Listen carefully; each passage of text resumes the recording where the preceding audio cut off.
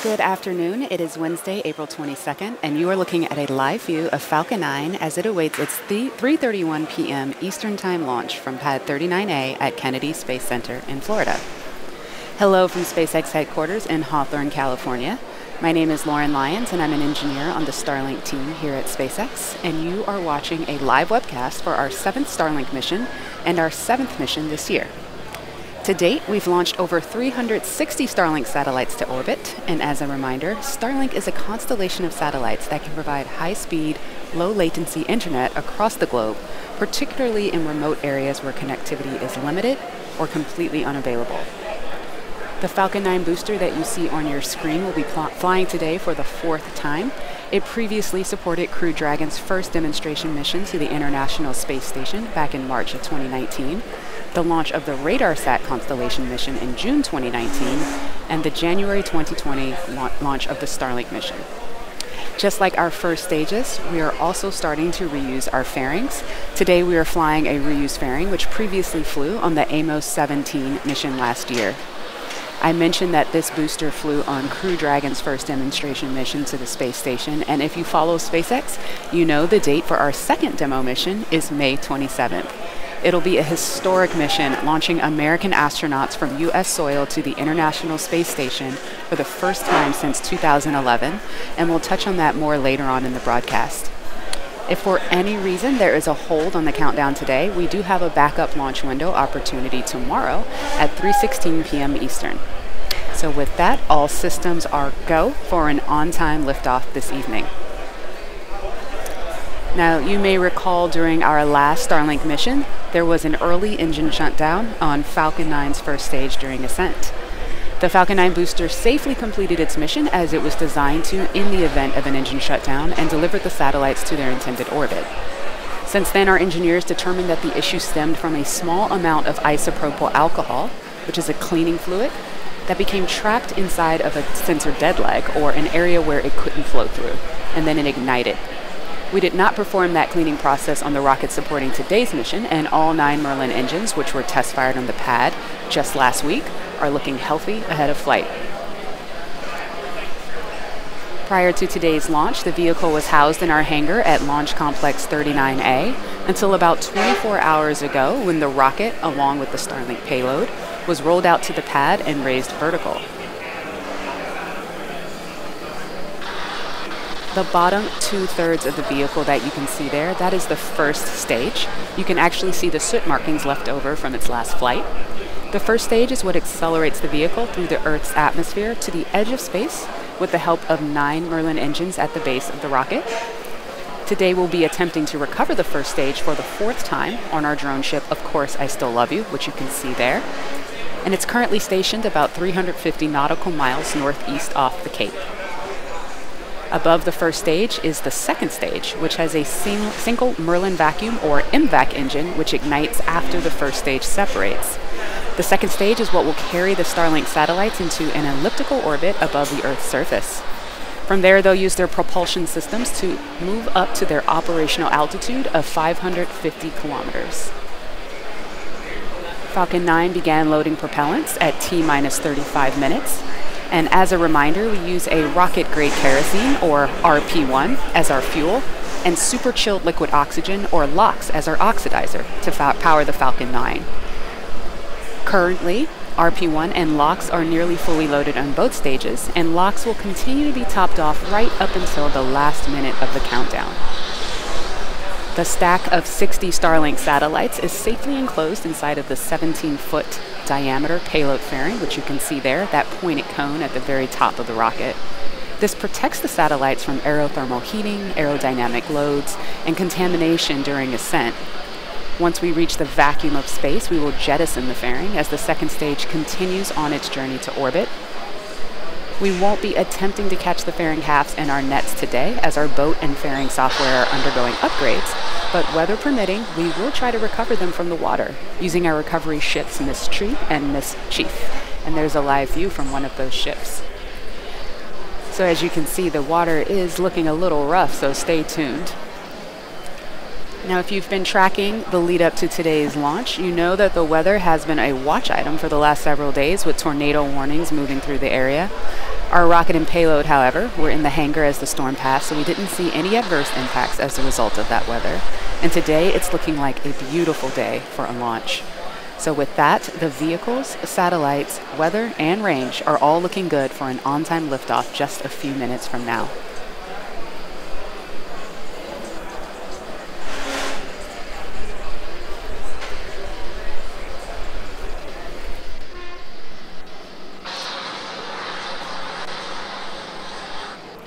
As I mentioned at the top of the webcast, SpaceX and NASA are now targeting May 27 for Falcon 9's launch of Crew Dragon's second demonstration mission, or Demo 2 as we like to call it. This will be the first time that a commercially built spacecraft will launch people to the space station, and the first time in nearly 10 years that the U.S. has launched astronauts into space from U.S. soil. Demo 2 is an end-to-end flight test from launch to docking to splashdown, and it is the final major milestone for SpaceX's human spaceflight system to be certified for NASA for operational crew missions to and from the International Space Station. Bob Behnken and Doug Hurley will be the first 2 NASA astronauts to fly aboard Crew Dragon after completing countless hours of training, both at SpaceX and at NASA's training facilities. Both the spacecraft and the launch vehicle are at the Cape and undergoing preparations, and as you may have seen on social, Falcon 9 is getting a special paint job for the Demo 2 mission. That's right, NASA has brought back the famous worm logo. As you can see the logo painted on the Demo 2 Falcon 9 booster in this picture. The worm was brought back to mark the return of human spaceflight on American rockets from American soil with the Demo 2 mission. Once Demo 2 is complete, and the SpaceX and NASA teams have reviewed all the data for certification, NASA astronauts Victor Glover, Mike Hopkins, Shannon Walker, and Jackson astronaut Soichi Noguchi have been assigned to fly on Dragon's first 6-month operational mission, which we are calling Crew 1 and are targeting for later this year. So we are currently just over 4 minutes away from liftoff, and Falcon 9 is moving into the final stages of the countdown. The first and second stages are nearly fully loaded with 1 million pounds of kerosene fuel and liquid oxygen.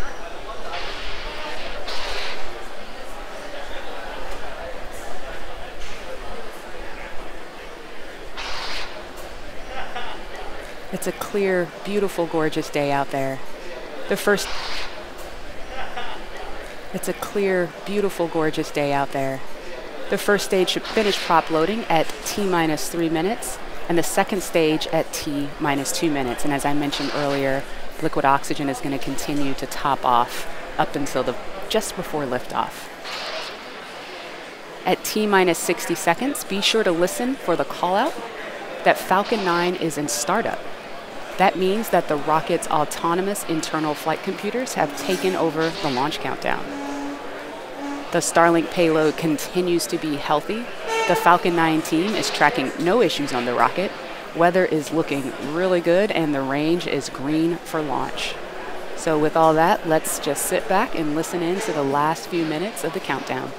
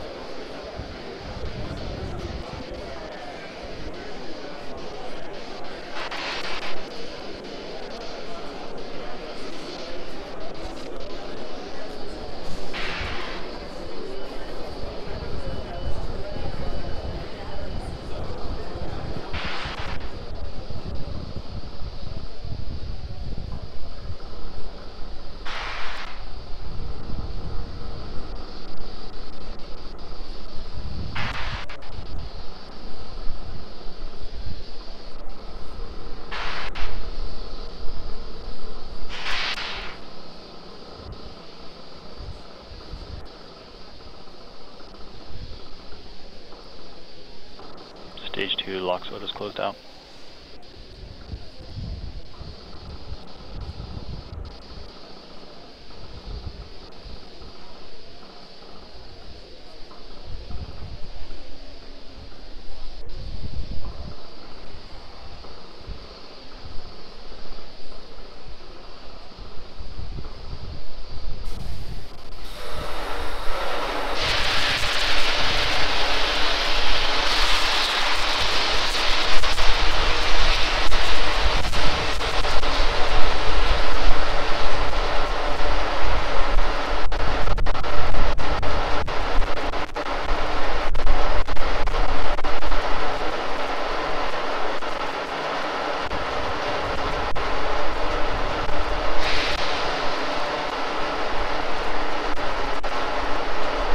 Falcon 9 is in startup.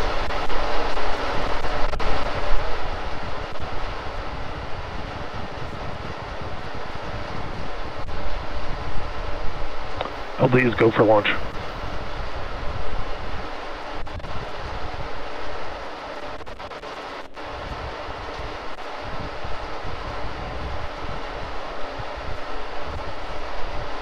T-minus 30 seconds.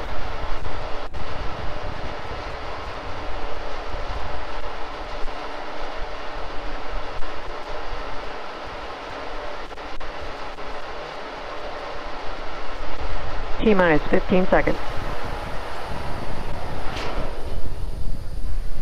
10, 9, 8, 7, 6, 5, 4, 3, 2, 1, 0.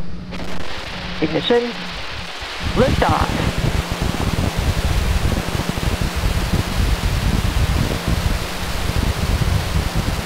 Falcon 9 switching down range. Stage 1 propulsion is nominal.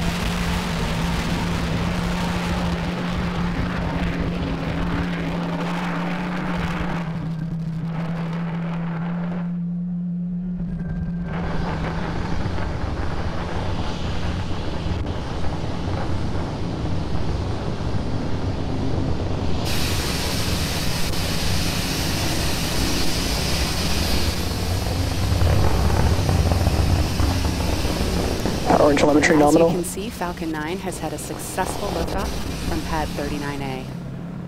Moments ago, we throttled the engines down and we'll throttle back up just in a second for preparation for Max Q.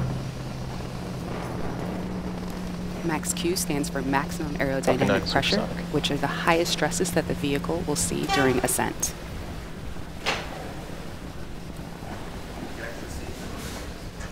Maximum aerodynamic pressure.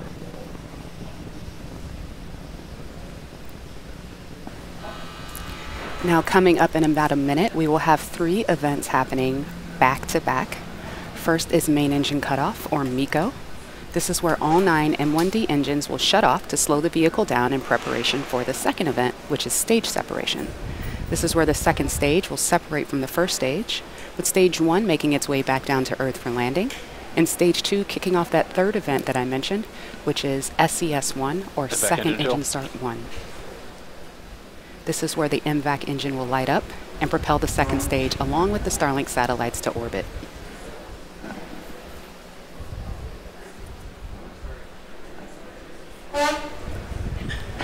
Expecting MECO to occur in about 30 seconds.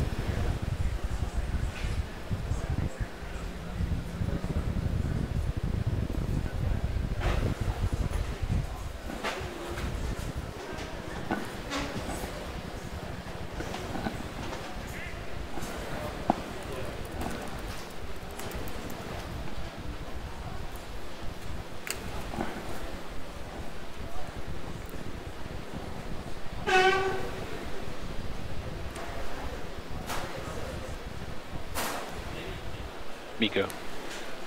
Stage separation confirmed. Successful MECO.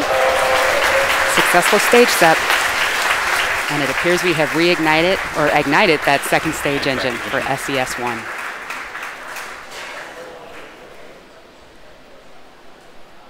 Now we're just a few seconds from fairing deploy. Again, this fairing has flown before on a previous mission.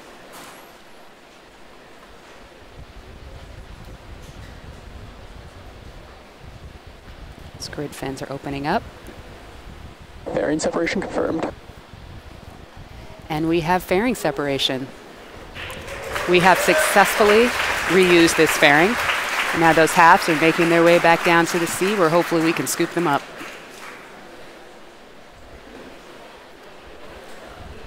So on the left side of your screen you have stage 1, which is making its way down to the drone ship. And on the right, you have stage 2, that MVAC engine burning with 250,000 pounds of thrust. The grid fins appear to be fully deployed at this point. Now, while stage 2 continues on with the primary mission, stage 1's got its own plans. It's going to execute 2 burns prior to landing. The first is the entry burn. That's where we will reignite 3 of the M1D engines, which will help slow the stage down as it re-enters the upper part of the Earth's atmosphere. Shortly thereafter, we'll have a second burn, which we call the landing burn. This is a single engine burn that brings the vehicle's velocity down rapidly in order to land safely on the drone ship.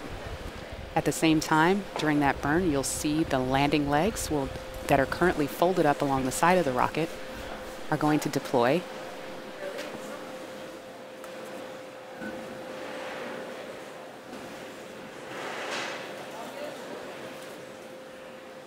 MVAC is looking good right now. It looks a little overexposed on that image there, but we can still see the plume coming out, and we're still hearing good data.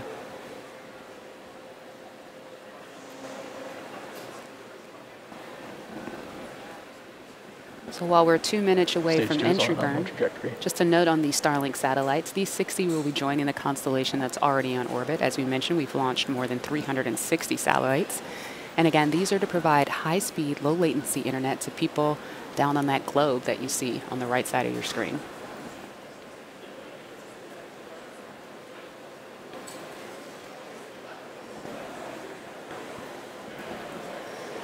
The MVAC engine on stage 2 is at full power and on a nominal trajectory.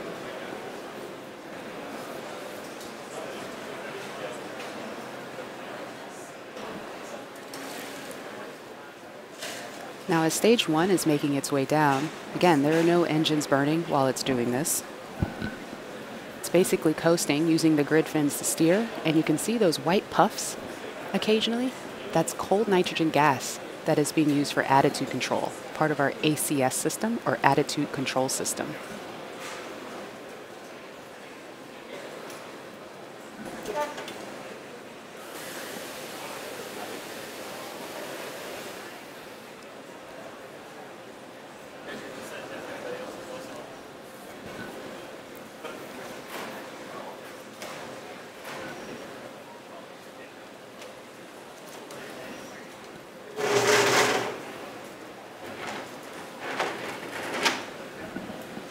Okay, that entry burn should be coming up here in about 15 seconds.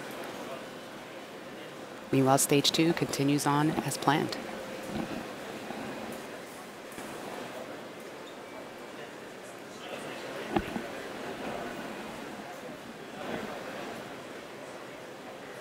Stage 1, entry burn, startup. Stage 1 FTS is safe. This burn goes for about 20 seconds.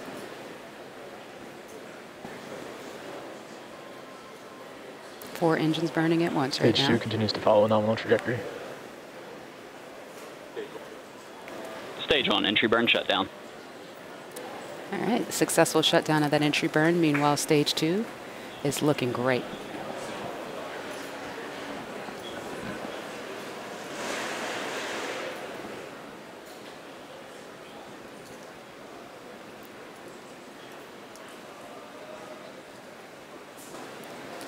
All right, full screen shine here. There we go.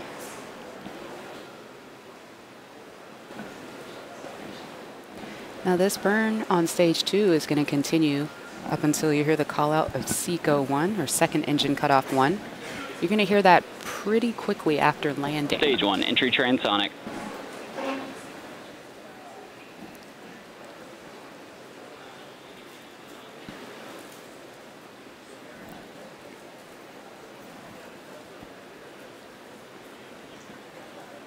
All right, MVAC D is beginning to throttle down, getting ready for that second engine cutoff.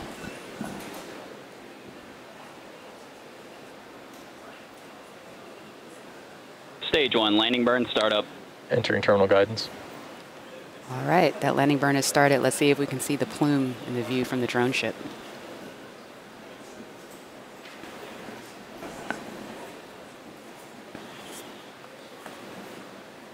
Stage 1, landing leg, deploy. Stage 2 FTS is safe. There it is.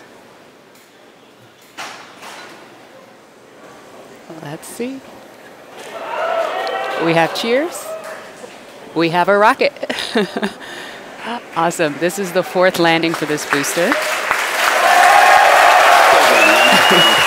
as you can hear, everybody here is super stoked to see it there. It's great. Gorgeous day. Gorgeous rocket. All right. And we have second engine cutoff on stage 2. And we are in a good orbit as well. Nominal orbital insertion. All right. So now stage 2 is going to coast in this orbit for a few minutes. And during this time, the stage will actually start to spin around its central axis, which gives the Starlink satellites the momentum that they need in order to space themselves out over time after they deploy. We're going to take a quick break and come back here at T plus 14 minutes.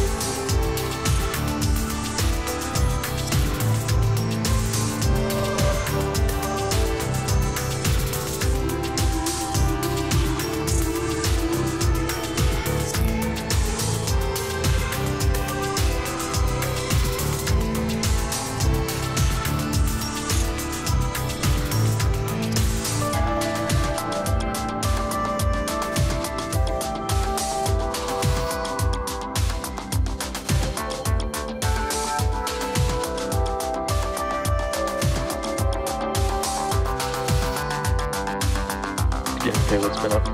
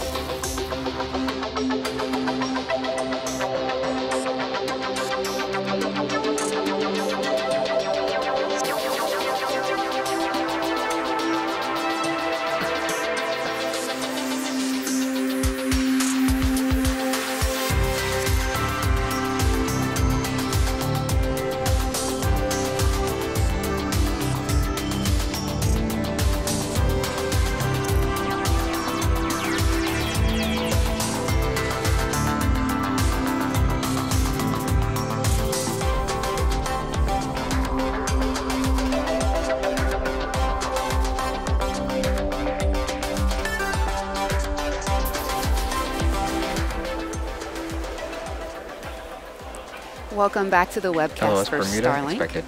So far, we have had a successful mission thus far. We've had it at stage 1, ascent and landing. And stage 2 got the Starlink satellites into a good orbit and is now coasting and getting ready for deployment of those Starlink satellites. So we're going to listen in for the call out. It should come in about 30 seconds or so. We won't be able to see that right at that moment. We'll cut to the shot of the satellites deploying a little bit later, but in about 20 seconds we should hear the call out.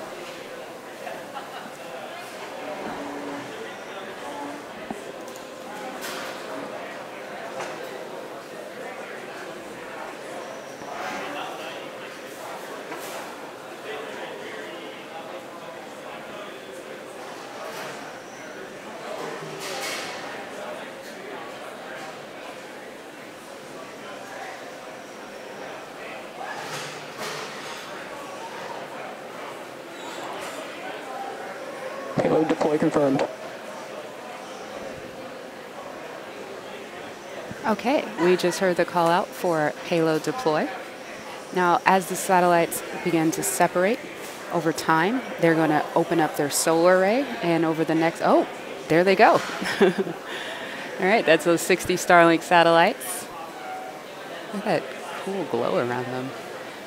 Wow. Now, shortly after, as I was saying, after just coming up in the next, few hours or so, we're going to see the solar arrays deploy. And over the next days and weeks, the satellites will begin to distance themselves away from one another and use their onboard ion thrusters to make their way to their operational orbit of 550 kilometers. Sorry, that image just is always so beautiful and catches me each time.